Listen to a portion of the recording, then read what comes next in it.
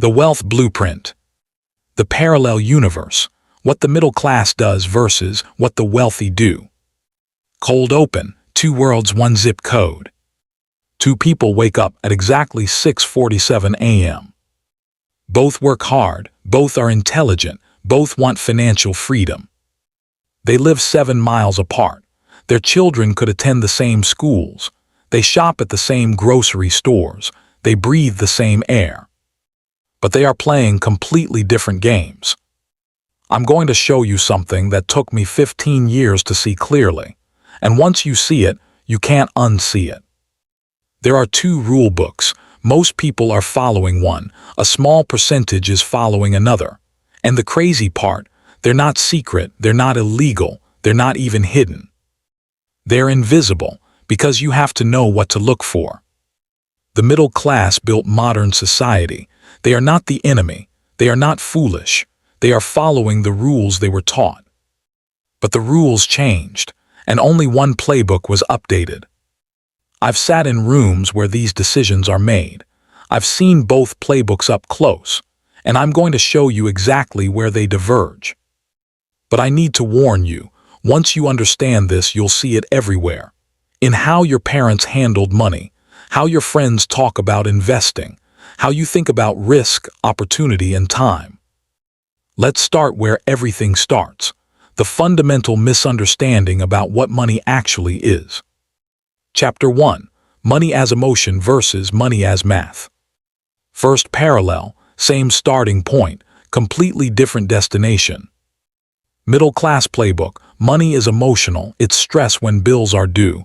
It's relief when the paycheck hits. It's anxiety about the future. It's pride in a purchase. It's shame about debt. Money is feelings. Wealthy playbook. Money is math. It's velocity. It's leverage. It's tax efficiency. It's optionality. Money is a tool that follows predictable rules. Let me be specific. I know a cardiologist, earns $420,000 a year, lives in a beautiful house, drives a Tesla, kids in private school. From the outside, wealthy. From the inside, terrified.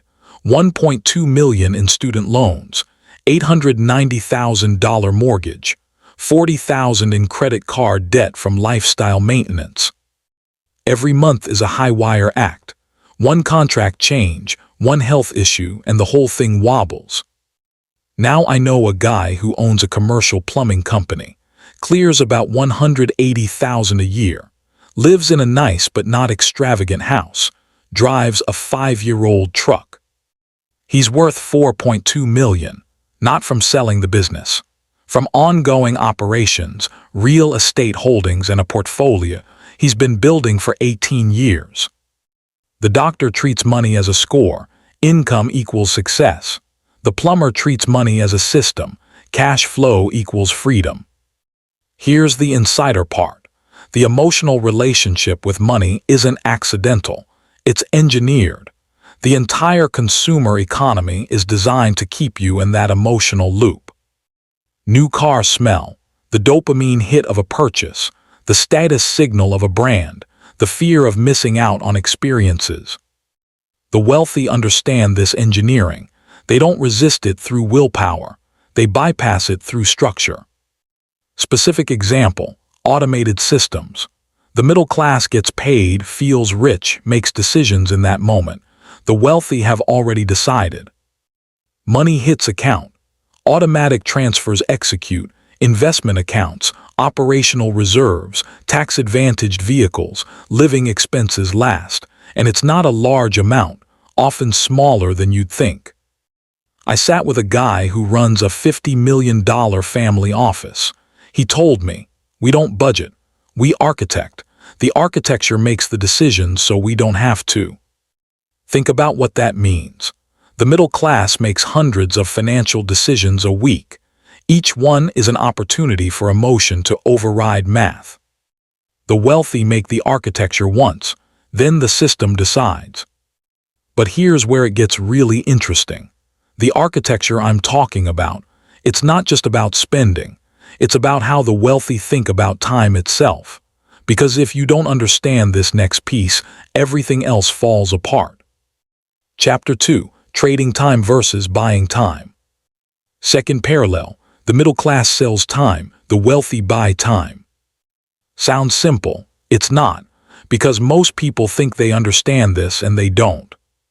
The middle class playbook: I have time, I trade it for money, I use money to buy things, I need more things so I need more money so I trade more time. The cycle accelerates, lifestyle expands, obligations multiply, time gets more expensive. The wealthy playbook: I have money, I use money to buy other people's time, I use that time to create systems that generate more money. The money buys more time, the loop expands. But here's the insider detail nobody talks about. The wealthy don't just hire people, they buy specific types of time: strategic time, decision-making time, relationship-building time. Middle class hires someone to clean house, frees up 4 hours, uses 4 hours to watch Netflix. Net result: comfort, not leverage. Wealthy hires someone to handle logistics, frees up 10 hours, uses 10 hours to negotiate a deal that generates $50,000 in value. Net result: multiplication. The same purchase, completely different return. I know a real estate investor, worth about $15 million. He still drives himself. He still shops for groceries. He still does his own laundry. People think that's frugality. It's not, it's calculation. He explained it to me. Driving gives me thinking time. Groceries keep me grounded. Laundry is meditation. But negotiating leases, managing contractors, handling tenant disputes, that's expensive time. That time I buy. The wealthy understand something the middle class misses. Not all time is equal. An hour isn't an hour. An hour at 9 a.m. on Tuesday with full cognitive capacity is worth exponentially more than an hour at 9 p.m. on Friday when you're depleted. So they structure everything around protecting high-value time. The middle class protects weekends. The wealthy protect Tuesday mornings. Specific tactics. The wealthy batch decisions. They have specific days for specific types of work. They use executive assistants not for status, but for cognitive offload. The mental space of what am I forgetting is expensive. They buy freedom from that. Middle class: I'll handle it when it comes up. Wealthy: it will never come up because the system prevents it. This extends to the biggest time purchase of all: other people's expertise. But here's what destroys most people who try to make this shift. They buy time, but they don't know what to do with it. They haven't developed the skill that actually generates wealth. And that skill, it's not what you think, it's not hustle, it's something much more specific. Chapter 3. Linear skills versus leveraged skills. Third parallel. The middle class develops skills that pay linearly. The wealthy develop skills that multiply.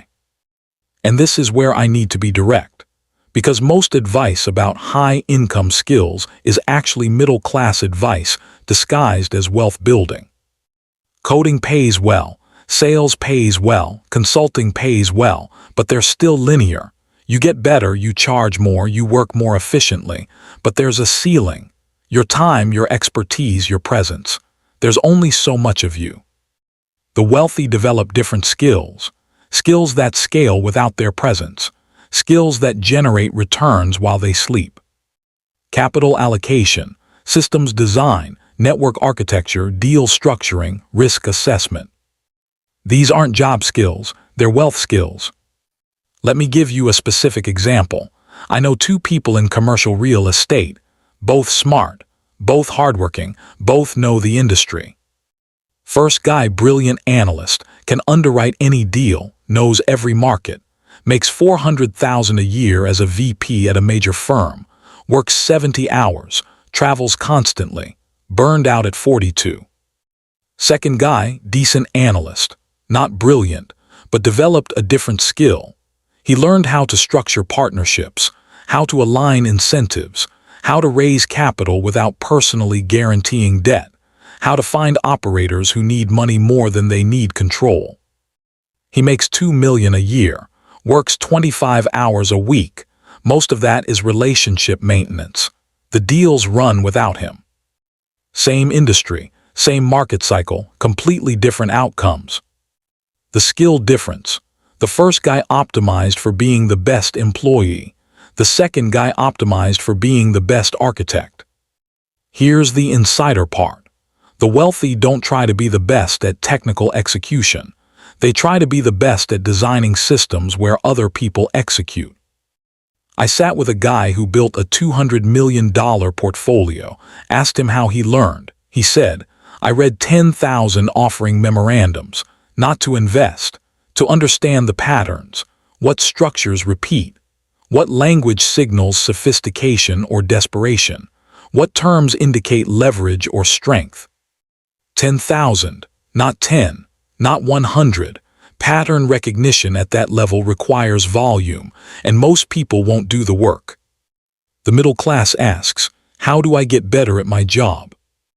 The wealthy ask, "How do I make my job irrelevant?" But here's the trap. You can develop these skills, you can buy time, you can control your emotional relationship with money and still stay stuck. Because there's a fourth parallel that determines everything. And this is about how the game itself is structured, not by you, by systems you didn't design. Chapter 4. Playing the Table versus OWNING, the casino. Fourth parallel. The middle class plays at the table, the wealthy owns the casino. And I need you to understand something. This isn't about ethics. This isn't about fairness. This is about seeing the game clearly. The systems that govern wealth creation weren't designed by you. They were designed by people who understood that structure determines outcome. The middle class engages with these systems as individuals. Individual income, individual taxes, individual investments, individual risk. The wealthy engages with these systems as entities, corporations, trusts, partnerships, foundations, structures that exist specifically to interact with the system differently. Specific example, 2 people, both earn $500,000 in a year. Middle class, employee, W-2 income, pays FICA taxes, pays federal income tax, pays state income tax, net effective rate 42%, maybe keeps $290,000. Wealthy business owner, S-corp structure, $80,000 salary, $420,000 distribution, deducts home office, deducts vehicle, deducts travel, deductions for retirement contributions, net effective rate 19%, keeps $405,000. Same gross, different structure, $115,000 difference in 1 year. This isn't cheating. This is the system working as designed. The tax code is literally a series of incentives, behaviors the government wants to encourage: real estate investment, business formation, job creation. The wealthy read the code as an instruction manual. The middle class reads it as a bill. Here's the insider part. The wealthy don't have better accountants because they pay more. They have better accountants because they think differently.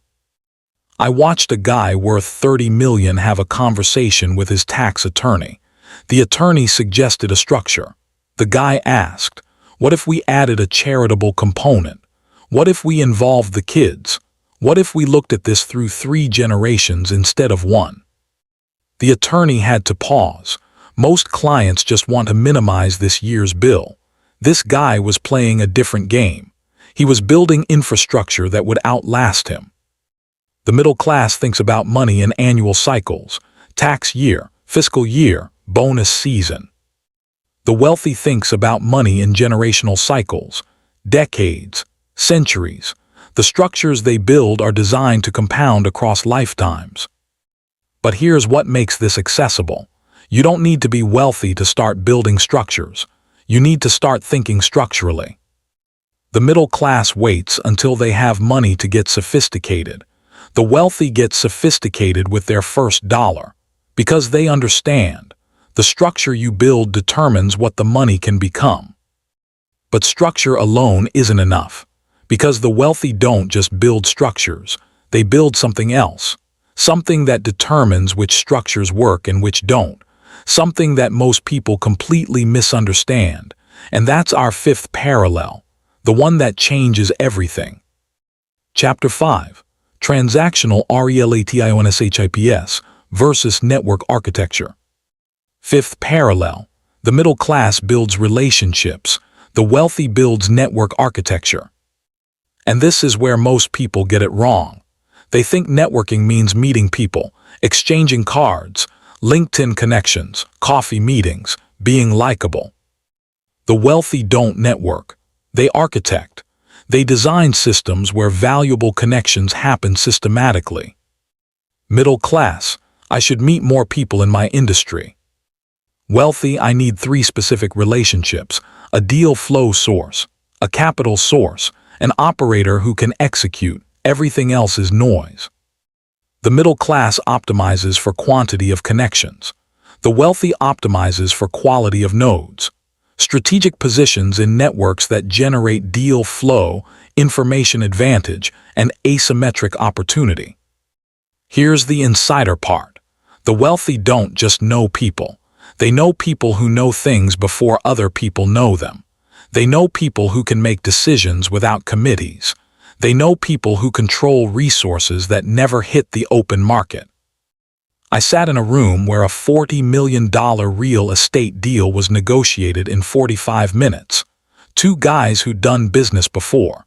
Handshake terms. Lawyers to paper it later. Why so fast? Trust built over a decade. Information asymmetry. Both knew things about the market that weren't public. Alignment of incentives. Both needed the same outcome for different reasons. That deal never hit a brokerage. Never had a marketing package, never had competitive bidding. The middle class doesn't even know these transactions exist. The wealthy build networks that generate proprietary deal flow, not good deals, deals that only exist because of the relationship. How? They lead with value, not what can you do for me. What can I do for you that costs me little and matters to you enormously? Introductions to capital. Introductions to operators, information about markets, analysis of deals they're not doing, time and attention when others are distracted. I know a guy who built a $100 million network by being the person who connected everyone else. He didn't have money. He didn't have deals. He had a phone, a notebook, and an obsession with remembering who needed what. 10 years later, when he finally had his own deal, he had 200 people who owed him attention. Not favors, attention. That's different. That's valuable. The middle class thinks relationships are about being liked. The wealthy knows relationships are about being valuable. Likability is table stakes. Value is the differentiator. But here's the sophisticated part. The wealthy don't just build vertical networks. People like them. They build horizontal networks, people completely different from them. The middle class networks with people in their industry, their income level, their geography. The wealthy deliberately cultivates relationships across industries, across wealth levels, across geographies, because that's where asymmetric information lives. But networks and structures and skills don't matter if you don't understand the final parallel. The one that determines whether everything we've covered actually works. The one that separates people who build lasting wealth from people who have moments of success. And this is about time, but not the way you think. Chapter 6. Consuming versus compounding. Sixth parallel. The middle class consumes, the wealthy compounds. And I need to be very specific about what I mean, because save more isn't the insight. Everyone knows that. The insight is structural. The middle class earns, pays taxes, spends, saves what's left. The wealthy earns, moves money through structures, spends from tax-advantaged positions, compounds everything else. Specific mechanism. The middle class has a checking account, savings account, maybe a 401k, maybe a brokerage account. Each decision is separate. Each dollar is isolated. The wealthy has an ecosystem. entities that interact, money that flows, gains in one area offset losses in another, tax events that trigger other tax events. It's not accounting, it's architecture. Here's the insider part. The wealthy don't just compound money, they compound everything. Knowledge, relationships, reputation, structures, everything feeds everything else. I know a family that's been in real estate for 3 generations. The grandfather bought apartment buildings in the 1970s. The father developed the management expertise. The son added technology and institutional capital. Each generation didn't start over. They compounded the previous generation's foundation. The middle class starts each generation fresh. New education, new career, new savings, new mistakes. But compounding requires something the middle class finds difficult. Delayed gratification measured in decades, not months, not years, decades. The wealthy makes decisions assuming they'll be alive and active in 30 years. The middle class makes decisions assuming they'll be dead in 10. Not literally, psychologically. They can't imagine the future self that benefits from current sacrifice. Here's what I see in rooms where real wealth is built. People in their 30s and 40s making decisions for their 70s and 80s.